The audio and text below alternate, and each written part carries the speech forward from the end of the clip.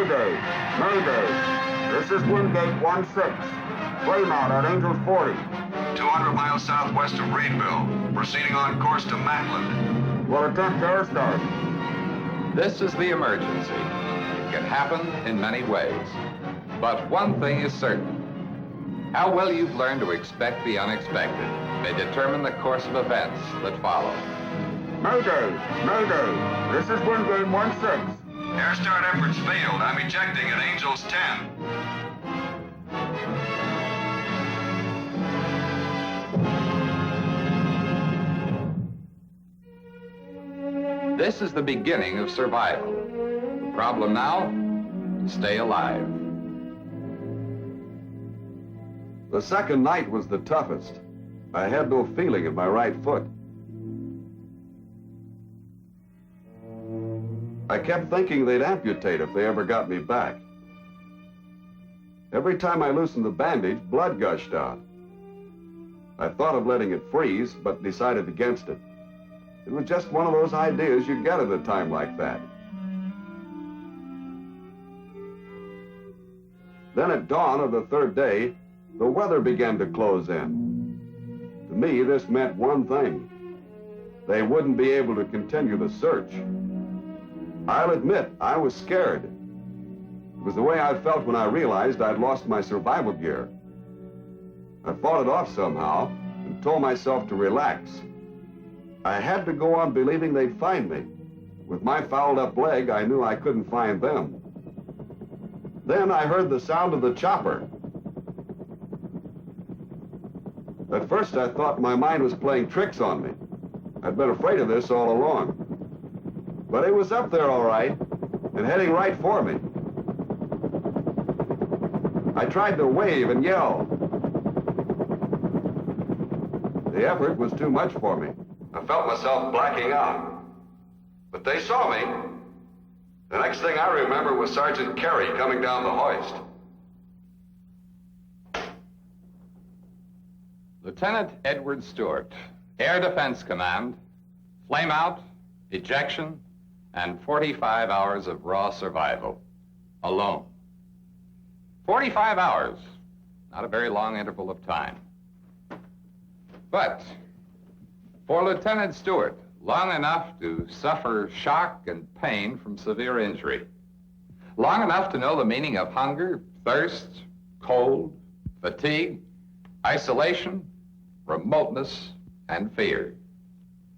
From a technical point of view, these are survival stresses. From your point of view, they are obstacles you must avoid, overcome, or be prepared to withstand if you want to live. And to complicate matters, here are a few more. These stresses can occur in all environments to a greater or lesser degree. The Arctic, the desert, in the tropics, and on water. How these stresses might develop, how they might affect you are the big questions. You can wait, find the answers the hard way, or you can profit right now from the experience of the thousands who faced survival and lived. From what they faced and from what they learned have come methods for recognizing, understanding, and combating survival stresses. To pass this knowledge along to you is one purpose of our discussion. And the other purpose is to make you think about yourself. And for this very important reason.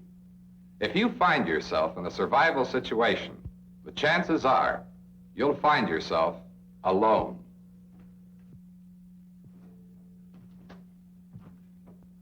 So let's take a look at you, the individual. A very complex creation. You are different from all others mentally and emotionally, but physically just about the same. When your body is supplied with the essentials of life, growth and repair processes function normally, and sufficient energy is created to enable you to perform efficiently. But when the body is deprived of even one of the essentials, water for example, your physical and mental capabilities decrease, and eventually, if corrective measures are not taken, this. Something to consider, isn't it? But perhaps you're not concerned right now because you're fairly well off. And where you are, life is pretty good. So let's take you from your comfortable environment to another one not so comfortable, and try to make the point that way. This is the desert. No one can deny its fantastic beauty. And no one can deny that men have died here alone through ignorance. Ignorance not only of practical measures to take, but ignorance of how much stress their bodies could endure. Sometimes they discovered this too late.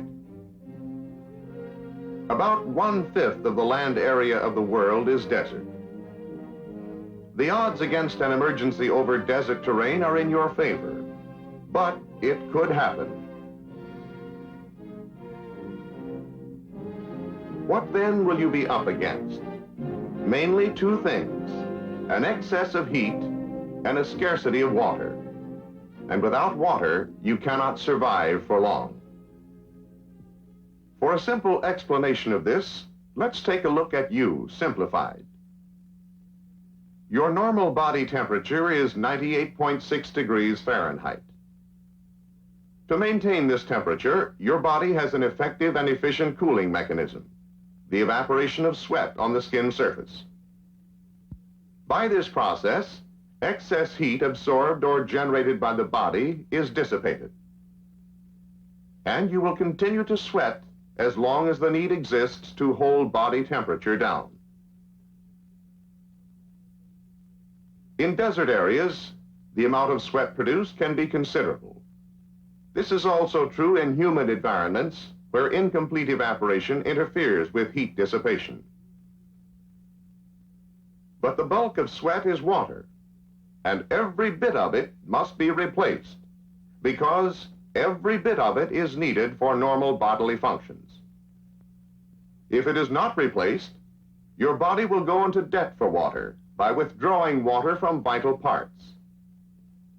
When the bloodstream gives up water, the blood becomes thicker and less in volume. The heart has to work faster to pump the thickened blood through the arteries and veins. And as water loss continues, it becomes increasingly difficult for your body to function. What you have just seen on the screen is the process of dehydration. Understanding its effect on you is important, but important too is knowing how to recognize it.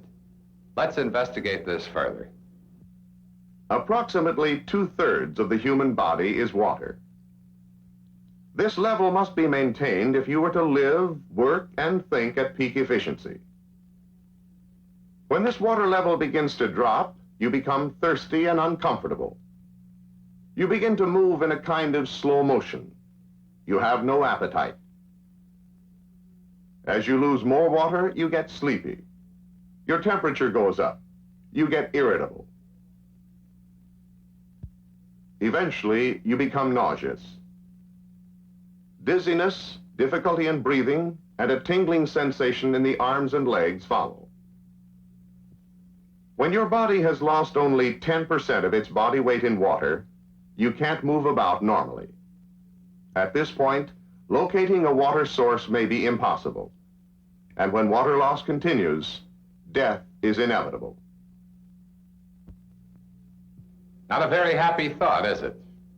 Well, let's see what you can do to keep the worst from happening.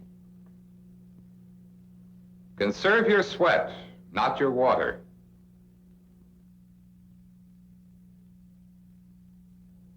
Drink all you want, as long as it's available.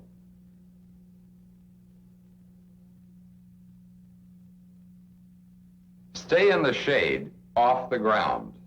Ground temperature may be 150 degrees or higher, even here. Travel only at night. Move slowly. Take it easy. Those were a few hints on water conservation, but they represent only a fraction of the information you must know in order to survive in the desert. Demonstrating how to locate water, how to find food, how to orient yourself in the desert or any place else is beyond the scope of this discussion. But you have access to this information through survival manuals. by undergoing courses in survival, and by viewing Air Force training films. Sun, Sand, Survival is one such film. You saw a clip from it a moment ago. Make a point to see it in its entirety. And make a point to investigate other approved sources of information, Army and Navy material, for example. You might be surprised at how many misconceptions you have about survival. Perhaps you have the impression that water is a prime requirement only in the desert. It isn't. In order to maintain your water balance in any environment, you need approximately 2 quarts of water a day. Yes, even here. But this environment presents another serious threat: cold. Cold intensified by wind. The two are a deadly combination of elements which increases the rate of cooling of the body, sometimes drastically. Scientists have a name for it: wind chill. But it's more than a word of technical jargon. It's a fact you can't ignore.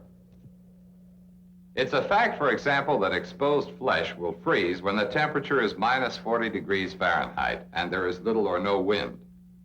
Now, this doesn't surprise you, does it? But wait. Let's raise the temperature to 15 degrees. Not too uncomfortable. You've all experienced this. But increase the wind velocity to 26 miles an hour and the same result is produced. Raise the temperature to 20 degrees, increase the wind to 43 miles an hour, and again, exposed flesh will freeze. And what about the time for these and other combinations to do the job? 1 hour? 2 hours? Possibly, but it could be only 30 seconds under more extreme conditions such as these. Cold is an enemy of survival, a killer. It has a way of slipping up on you, numbing mind and body, taking away efficiency and most of your will, except that part which says, get warm. Get warm.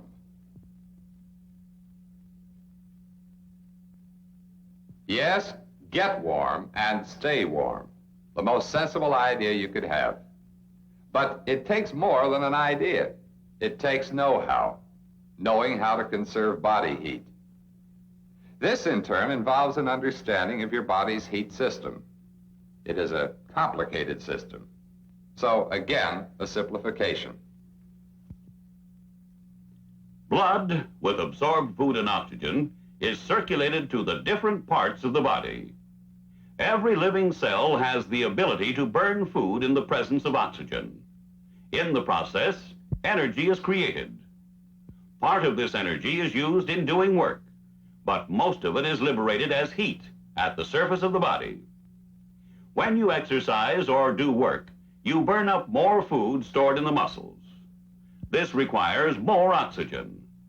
To get it, you breathe faster and faster. More heat is then generated, and the smaller blood vessels near the skin open wider. Circulation in the skin is increased, and heat loss is faster. In cold weather, when the normal rate of heat loss would result in excessive cooling, the circulation of the blood through the skin is decreased by constriction of the smaller blood vessels. This reduces the rate of heat loss and preserves the heat for the vital organs. Rather ingenious, don't you think? But the system has a flaw in it, and for you, a serious one. When nature cuts down circulation at skin surfaces to conserve heat for your vital organs, she sacrifices other parts of the body, the hands, feet, toes, nose, ears, face, for example. As a consequence, these are the first to become frostbitten. And remember, this situation and danger is not confined to the Arctic. It exists right here in the United States. Some have failed to consider this and died. But wherever you are, no matter how cold you are, the situation is far from hopeless if you're willing to help yourself. Here's how. Improvise. Use materials you have available. Above all, conserve your body heat. If you must exercise or move about, avoid sweating. Sweating increases loss of body heat. If you sweat or get warm, ventilate your garments and keep your mind on survival. This is good advice, anywhere, anytime. When you're facing survival, the things you've always taken for granted have a way of becoming terribly important, and sometimes out of proportion. When you're cold, you can't think of anything but warmth. When you're thirsty, you can't think of anything but water. And when you're hungry, you can't think of anything but food. But food is less important than water or shelter. Being hungry doesn't mean that you're on the verge of starvation. You can live for quite a while without food. But the time might come when a little self-diagnosis will reveal these symptoms. You feel tired and weak. You don't think you have the strength to go on. You get cold easily. You become annoyed, short-tempered, and eventually you just don't care. When you feel that way, mentally and physically, you're in a precarious position. But let's go back a bit. How can this happen? There are three possibilities. Illness or serious injury might prevent you from foraging for food. You might lack the knowledge of how to live off the land. Or you find things to eat, but you just can't stomach them. This last is called food aversion or food prejudice.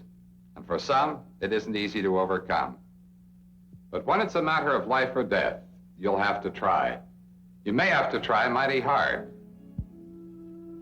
This is a sequence from another Air Force training film, Jungle Survival.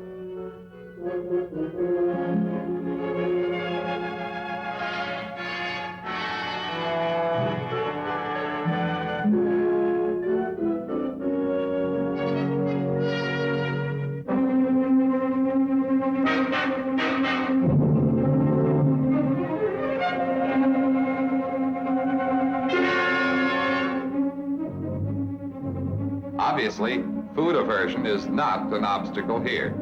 If it was, it's been surmounted. And this is what you'll have to do. No one can do it for you.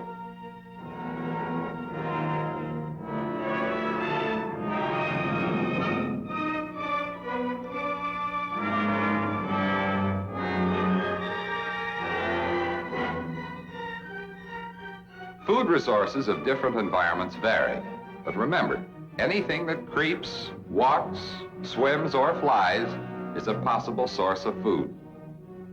And if this makes a vegetarian out of you, there's always this. Learn to live off the land. Begin right now by experimenting with new foods. Practice eating foods which are not your favorites, and learn to appreciate them. Controlling hunger is one of the easier problems to solve in survival. If you can adjust to discomfort and adapt to primitive conditions. And to make it still easier, here are a few practical suggestions. Procure both water and food when you can still think clearly. Forage for food. Save your rations for emergency. Take stock of what you have and plan accordingly. Don't waste your energy. Stop and prepare your food whenever you can. The rest you get is beneficial.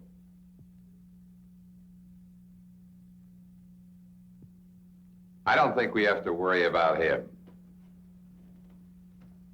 Knowing the effects of different stresses is essential, but often it's not a simple matter to pinpoint the exact stress causing the trouble. Stresses have a way of interacting, producing symptoms which are almost identical. And to complicate your problem further, stresses, physical in nature, have very definite psychological implications. You just can't define a stress and say, here's where it begins, here's where it ends. As a matter of fact, there's one stress for which no single definition is adequate: fatigue. The number and variety of activities which might produce fatigue are countless. It might even be the result of trying to avoid a situation too difficult to face.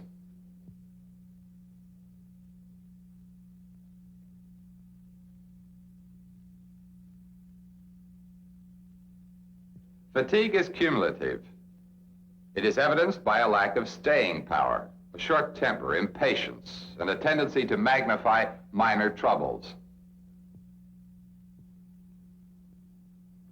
Whether fatigue is mental or physical is debatable, but its effects are essentially the same. And as far as you're concerned, it's something else you'll have to combat. So again, here are a few suggestions that might help.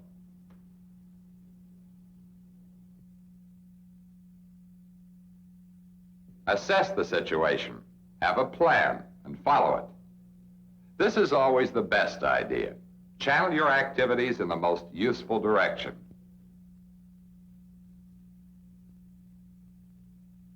Don't overestimate your strength. Set up a program of rest, if possible. And whatever you do, concentrate on the positive, not the negative. Yes, concentrate on the positive, not the negative. Don't let your imagination run away with you. To accomplish this, you must be able to separate the real from the unreal. Sounds easy enough, but often difficult to do, even for those with the strongest kind of emotional fiber, even for those in the best physical condition. A good physical condition and emotional stability are two of the best advantages you can have. But sometimes the challenge is too great. In a matter of minutes, this pilot passed through two major crises. First, the aircraft emergency leading to the survival situation. Second, the survival situation itself. Then, a third crisis was superimposed, injury upon ejection. Now, he could do only two things: try to keep his face out of the water and hope that help comes. And it's going to take all the stamina and guts he's got. That pilot's desperate problem was complicated, as yours might be, by injury. Suffering injury is unfortunate enough, but whether the injury is minor or severe, shock is bound to accompany it. Sometimes it's the most serious consequence of the injury. It can also be a serious aftermath of the emergency experience itself without any injury being present. This makes spending a moment on the subject of shock worthwhile.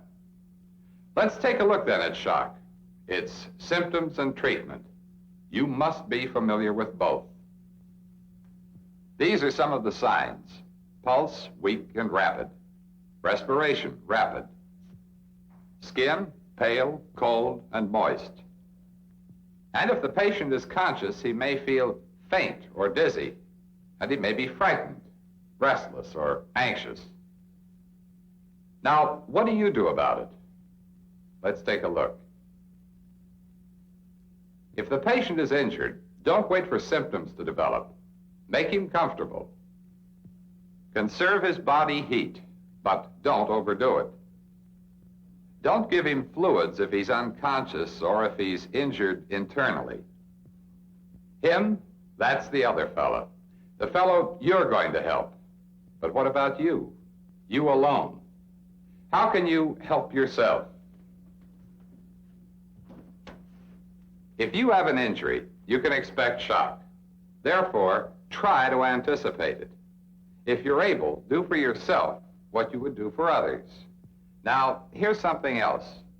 The word shock is used in another way to describe the mental state of a victim immediately following an accident. Apathy and irrational behavior are common. You can expect this to happen, but even when you're alone, you have a good chance of shaking it. Your training is a ready cure. A man well indoctrinated in emergency procedures will usually be guided by them, even when dazed. Training imparts knowledge, and knowledge is the most effective antidote for the ills, real and imaginary, inflicted on the survivor. And this includes one of the most common, fear. Fear is a natural response to danger and nothing to be ashamed of. Everyone who faces an emergency which threatens any of his important needs experiences fear. In a survival emergency, you may be constantly threatened with the loss of water, food, shelter, companionship, yes, even of life itself. Your fear will greatly influence your behavior, and your behavior, your chances of survival. You must recognize it, live with it, and if possible, use it to your advantage. Recognizing fear in yourself shouldn't be too difficult. You've met it before, and you've overcome it. But as you face survival, fear, isolation, remoteness, loneliness, and the other psychological stresses are greatly magnified. Coping with them requires a greater effort, but you can do it. This man did for 20 long days. How was he able to do it alone? Because he was endowed with some kind of supreme wisdom? Because he had courage far beyond that allotted to the ordinary human being? No. He had only the resources you have, but he used them to his advantage. He was afraid, and he admitted it. He accepted his lot, and he tried to improve it. He kept busy. He foraged for food to maintain his physical condition.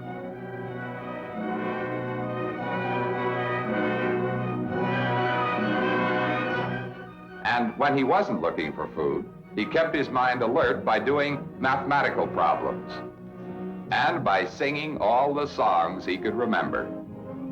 In order to conserve his energy, he exercised only lightly, but he exercised regularly. He was in an alien environment, and he was afraid, but he didn't let fear take away his will to live.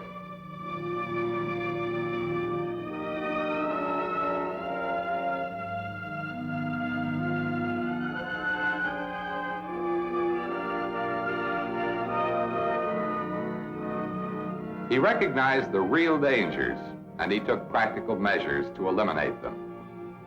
And he hacked it.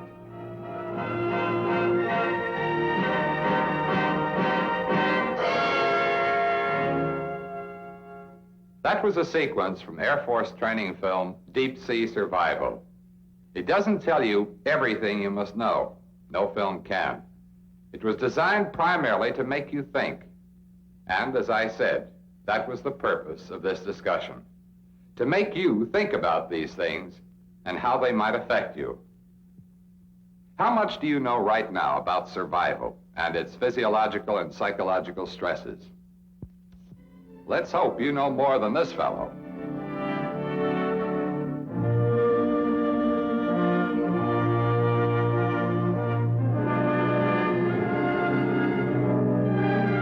But what is his affliction? Fear? Panic?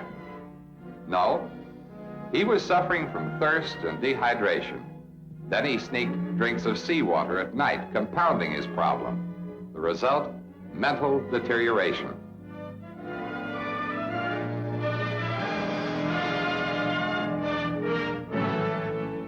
Mental deterioration. If he had taken the trouble to find out, he would have known that it might kill him. Don't let ignorance of survival stresses be your mistake. It's the biggest one you can make.